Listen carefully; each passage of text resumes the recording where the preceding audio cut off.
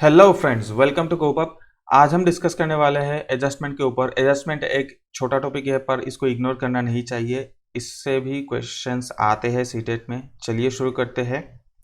Adjustment is the ability to mend yourself in the environment without any mental conflicts. Adjustment एक तरह का ability होता है जिसके द्वारा हम अपने आप को घुल मिल सकते हैं एक दूसरे के साथ, कोई एनवायरनमेंट में भी, विदाउट एनी मेंटल कॉन्फ्लिक्ट्स में, मानसिक द्वंद्व के अलावा हम लोग घुल मिल जाते हैं।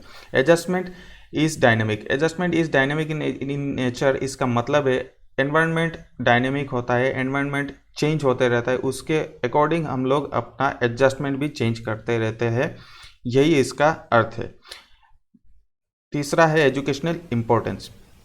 इसका एजुकेशनल इम्पोर्टेंस क्या है? It helps to do things without any conflict. कोई भी कोई भी चीज़ हम विदाउट डिफ़िकल्टी, विदाउट कोई कॉन्फ्लिक्ट, किसी भी द्वंद्व के अलावा हम लोग किसी भी चीज़ को कर पाते हैं, परफॉर्म कर पाते हैं। यही एडजस्टमेंट है। It helps to understand things easily. किसी भी चीज़ को ईजिली अंडरस्टैंड करने में हेल्प करता है adjustment. Better utilization of energy. Energy अच्छी तरह यूटिलाइज होना, यही एडजस्टमेंट होता है। फिजूल की चीज़ों में एनर्जी खर्च करने से हम लोग अगर मतलब अगर स्टूडेंट्स किसी अच्छी चीज़ों में एनर्जी खर्च करें, वो एडजस्टमेंट होता है। अगर पढ़ाई के समय पढ़ाई और खेलकूद के समय खेलकूद, ये सब चीज़ों में अगर ध्यान रहता है तो वो एक एडजस्टमेंट भी आता है। ये सब चीज़ अगर किसी स्टूडेंट में है तो वो एक गुड एडजस्टेड स्टूडेंट है, हम लोग कह सकते हैं। Conflicts among id ego and super ego leads to maladjustment of a child. Id है अनकॉन्शियस माइंड एंड ईगो है conscious mind and super ego है subconscious mind. Id ego super ego के बारे में हम लोग डिटेल्स में समझेंगे हमारे आने वाले वीडियोस में। इन तीनों का एक थ्योरी है जो सिगमंड फ्रॉइड ने दिया है अपने साइकोसेक्सुअल थ्योरी में। इन तीनों में अगर कॉन्फ्लिक्ट होता है, द्वंद्व होता है, उसी के द्वारा मेल एडजस्टमेंट का उत्पन्न होता है। एक ही चाइल्ड मेल एडजस्टमेंट है इन तीनों में अगर कॉन्फ्लिक्ट हो। नेक्स्ट है what are the symptoms of maladjustment. Maladjusted children. Undue anxiety होना, होमवर्क नहीं कर पाना, टाइमली नहीं कर पाना, कर पाऊंगा कि नहीं, ये सब चीज़ें एंजाइटी में के अंडर आता है। मूडीनेस रहना, चिड़चिड़ा रहना, इम्पेशेंट रहना, अच्छे से टाइमली चीज़ें नहीं कर पाना, कि जो पेशेंस होना चाहिए, टाइमली एग्ज़ाम दे पाना। एग्ज़ाम का अगर कुछ टाइम दिया है, 60 मिनट्स का अगर एग्ज़ाम है, वो जल्दी जल्दी ख़त्म कर लेगा।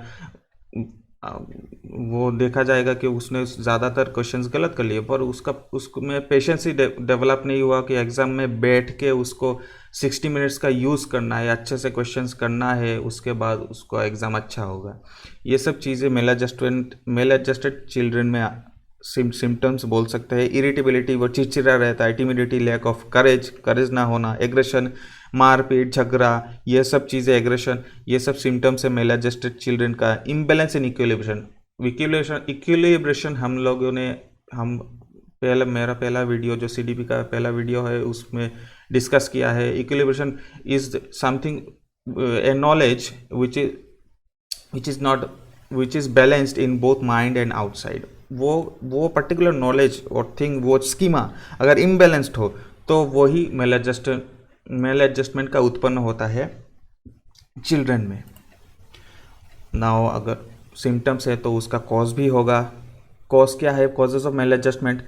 लैक ऑफ गुड एनवायरनमेंट अच्छा ना होना, घर में अच्छा एनवायरनमेंट ना होना, शोरगुल ज़्यादा होना, बाहर का एनवायरनमेंट, नेबरहुड अच्छा ना होना, ये सब चीज़ें भी इम्पैक्ट करता है चिल्ड्रन के पढ़ाई में और पर्सनैलिटी डेवलपमेंट में। Objectives not being cleared. हाँ, ये पॉइंट भी इक्विलिब्रेशन को सिग्निफाई कर रहा है। इक्विलिब्रेशन, अगर मुझे होमवर्क करना है तो मुझे पढ़ना पड़ेगा, ये सब चीज़ें क्लियर होना पड़ेगा। मुझे इस बुक से पढ़ना है, इस बुक से ये टॉपिक इतने टाइम पर करना है, उसके बाद मुझे लिखना है ताकि मैं उसको याद रख सकूँ। ये सब ऑब्जेक्टिव्स क्लियर ना होना, ये सब चीज़ें मेल एडजस्टेड पर चिल्ड्रन का एक सिम्टम्स भी बोल सकते हैं, एग्जाम्पल के तौर पे भी ले सकते हैं। Nonchalant behaviour from teachers. Teachers का कोई नॉन कलेंट का मतलब है इनडिफरेंट होना, क्या ना करना, अगर ये बुरा है तो बुरा है, इसको छोड़ दो, इसको अटेंशन ही मत दो। ये सब चीज़ें बुरी है। हम लोगों ने देखा है, हम लोगों के पीयर्स के साथ भी हुआ है। आप लोगों ने भी देखा होगा, कोई स्टूडेंट अगर अच्छा नहीं कर पा रहा, उसको ध्यान ना देना, ये सब चीज़ें नहीं करना चाहिए। हर एक स्टूडेंट्स को अच्छे से अटेंशन देना चाहिए, फुल अटेंशन देना चाहिए, रेस्पेक्ट देना चाहिए, ताकि वो सभी एस्पेक्ट में डेवलप कर पाए। पेशेंस तो होना चाहिए, टीचर्स में अगर पेशेंस ना हो तो किस में पेशेंस होगा। Lack of proper guidance and counselling, हाँ ये भी इम्पोर्टेंट पॉइंट है, ये भी टीचर्स के अंडर में आ सकता है। अगर हम गाइडेंस ना अच्छा दे और काउंसलिंग ना अच्छा दे, अगर हम पूछे ही ना उसका प्रॉब्लम क्या है, कौन सी चीज़ में उसको दिक्कत आ रही है, उस चीज़ को हम अगर आइडेंटिफाई करके उसका सोल्यूशन नहीं दे पा रहे, तो वो मेल एडजस्टमेंट के रास्ते पे चलना स्टार्ट कर देगा। साइड इफ़ेक्ट्स में 4 पॉइंट्स है, ये चारों पॉइंट एक सीक्वेंस मेंटेन करता है।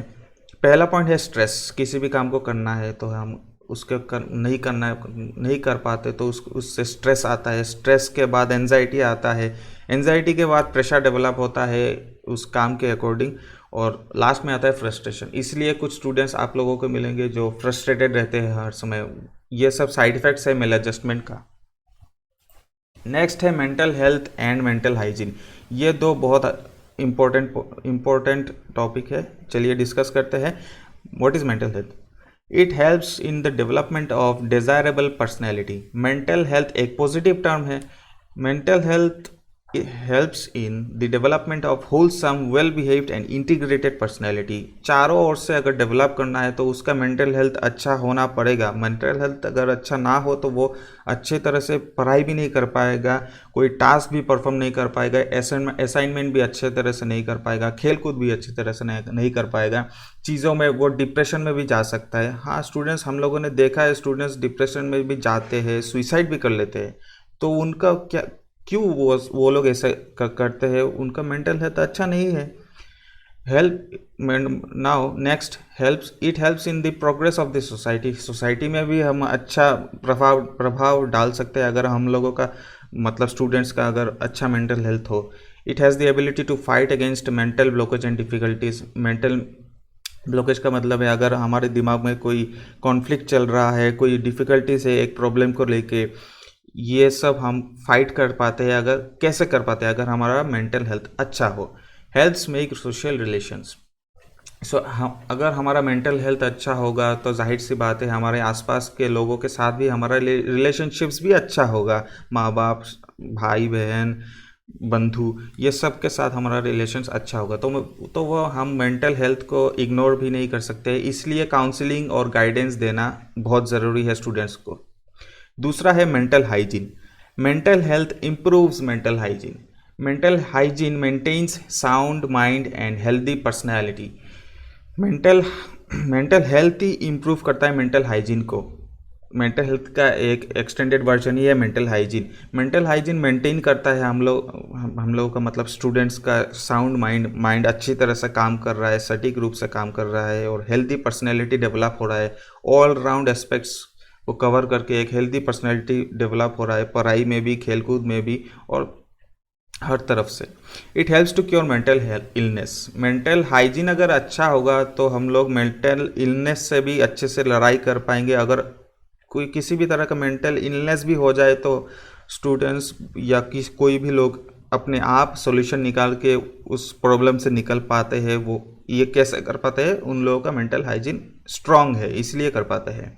It helps to develop harmonious and good individuals for the society में अच्छे लोग बन पाते हैं अगर मेंटल हाइजीन अच्छा हो। जाहिर सी बात है अगर मेंटल हाइजीन अच्छा हो, सभी का सब में ही देख सकते हैं, जो भी लोग अच्छे हैं, अच्छे पढ़ाई में अच्छा कर रहे हैं, खेलकूद में अच्छा कर रहे हैं, उनका मेंटल हाइजीन स्ट्रांग है।